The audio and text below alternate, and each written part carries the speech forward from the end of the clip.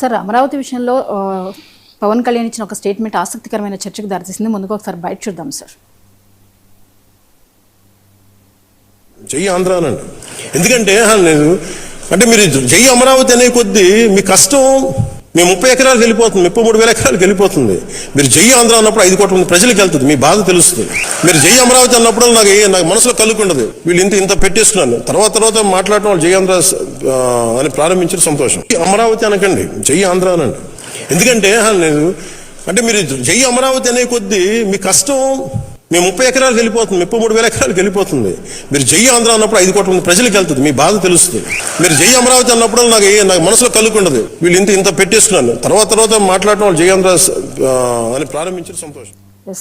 Sir, జై అమరావతి అనొద్దు, జై ఆంధ్ర అనండి. అమరావతి 33,000 ఎకరాలకు సంబంధించింది, ఆంధ్ర 5 కోట్ల మంది వ్యక్తులకు సంబంధించింది అన్నారు. ఈ కొత్త థియరీ ఏంటి సార్? అంటే ఇప్పుడు మనకు 2 నరేటివ్లు ఉన్నాయి ఆంధ్రప్రదేశ్ రాజకీయాల్లో. మొదటి నరేటివ్ ఏంటంటే తెలుగుదేశం పార్టీ నరేటివ్.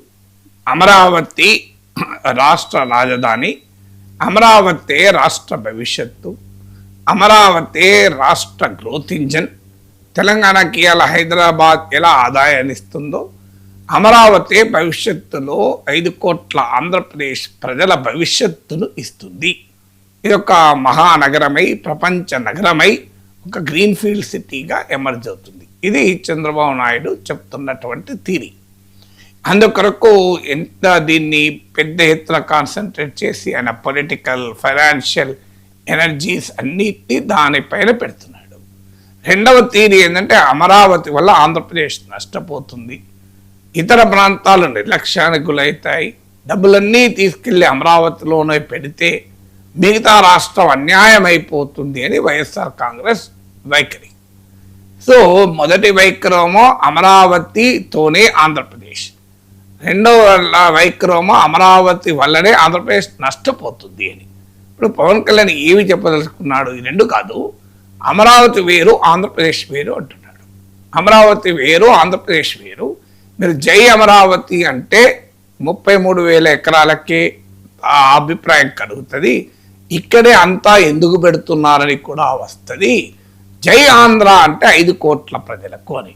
అంటే చాలా క్లియర్గా అమరావతిని ఆంధ్రప్రదేశ్తో డీలింక్ చేస్తున్నారు. అంటే మొత్తం డబ్బులు అమరావతిలో పెట్టకూడదని కూడా చెప్తున్నారు.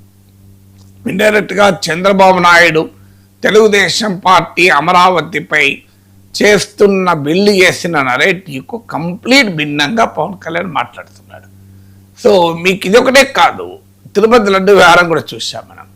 సో చంద్రబాబు నాయుడు తెలుగుదేశం పార్టీ ఏమో దీనికి మూల పురుషుడు, మూల కారకుడు జగన్మోహన్ రెడ్డి, అసలు ఫైనల్ లబ్ధిదారు జగన్మోహన్ రెడ్డి అనేది టీడీపీ నరేటివ్.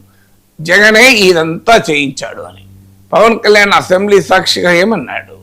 నేను అప్పటి రాష్ట్ర ప్రభుత్వ అధినేతను అనడం లేదు, రాష్ట్ర ప్రభుత్వ అధినేతను అనడం లేదు అని 1కి 4 సార్లు నొక్కి చెప్పారు.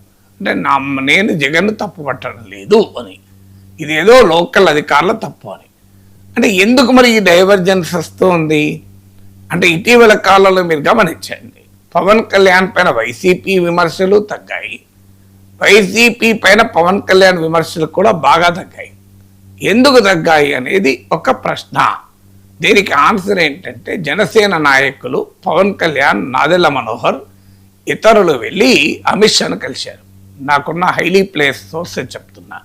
అమిత్ షాను కలిసి మనం జగన్ను లోపలయ్యాలి, జగన్ను మా వాళ్ళు ఒత్తిడి తెస్తున్నారంటే అమిత్ షా చెప్పింది ఏంటంటే రాజకీయాల్లో ఇన్స్టాంట్ ఫ్రెండ్ ఉంటాడు, లాంగ్ టర్మ్ ఫ్రెండ్ ఉంటాడు.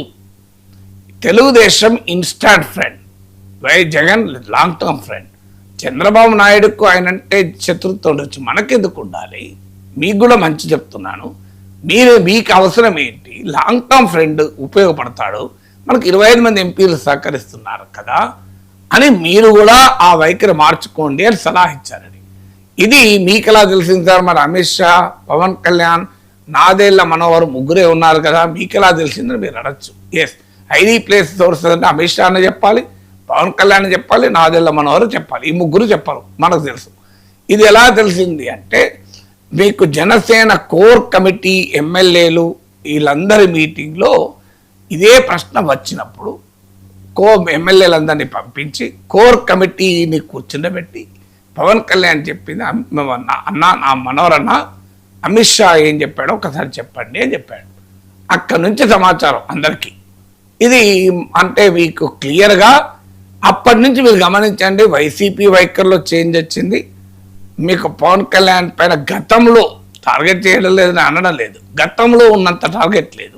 పవన్ కళ్యాణ్ కూడా పదే అసెంబ్లీలో లడ్డు విషయంలో నేను జగన్ తప్పుపట్టడం లేదు, లడ్డు విషయంలో జగన్ తప్పుపట్టడం లేదు అని మాట్లాడారు. ఇప్పుడు ఏకంగా అమరావతి ఆంధ్ర వేరు, తెలుగుదేశం నరేటివ్ కంప్లీట్ విరుద్ధం కదా. జై అమరావతి జై ఆంధ్ర విడగొట్టి చూడకూడదు అనే కదా చెప్పింది. అమరావతితోనే ఆంధ్రప్రదేశ్ భవిష్యత్తు ముడిపడి ఉందని చెప్పారు కదా.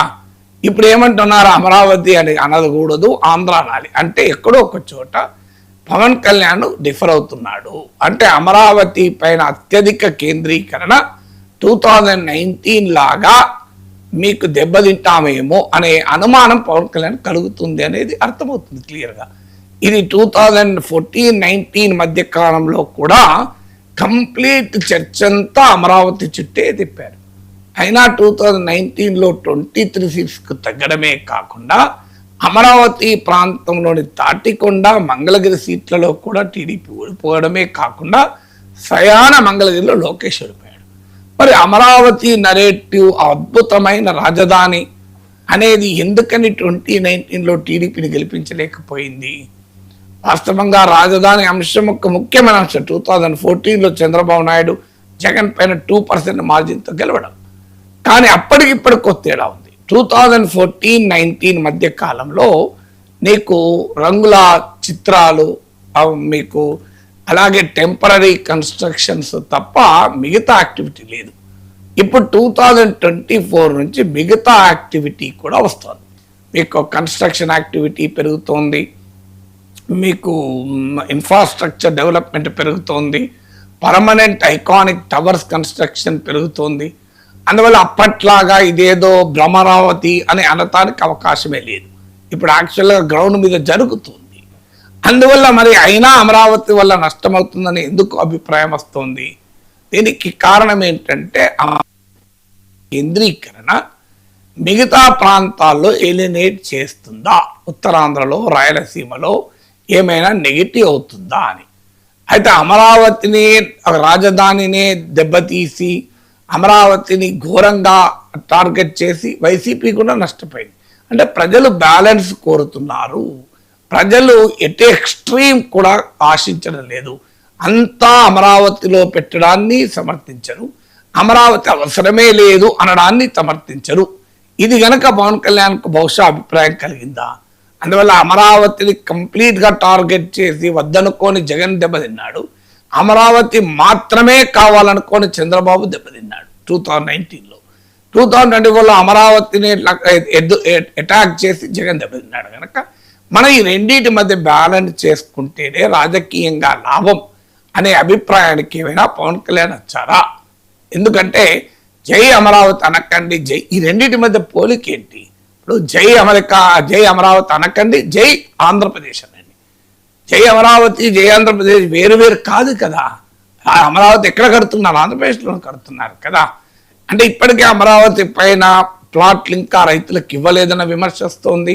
మీకు కన్స్ట్రక్షన్ కాస్ట్లు విపరీతంగా ఉన్నాయని వార్తలు వస్తున్నాయి. ఆఖరికి ఇటీవల డీజిల్ కూడా సామాన్య ప్రజలకు అందకుండా అమరావతిలో కాంట్రాక్టర్లకు డైవర్ట్ చేసింది అన్నది కూడా పెద్ద విమర్శకు దారితీసింది.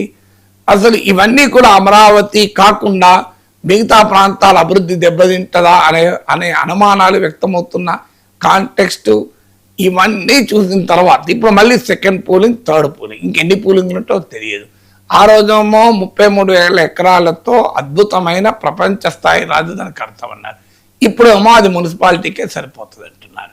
సో ఇవన్నీ కూడా అమరావతి పైన ప్రజల్లో ప్రశ్నలు లేవనెత్తుతున్నాయి. కనుక టీడీపీకి తగిలే రాజకీయ బిల్లు జనసేన కూడా షేర్ చేసుకోవాల్సి వస్తుంది. కనుక తాను డీలింక్ అవుతున్నాడా? నేను ముందే చెప్పాను అమరావతి జై అమరావతి అనద్దని అనేటువంటి స్టాండ్ ఏమైనా పవన్ కళ్యాణ్ తీసుకుంటున్నాడా అని.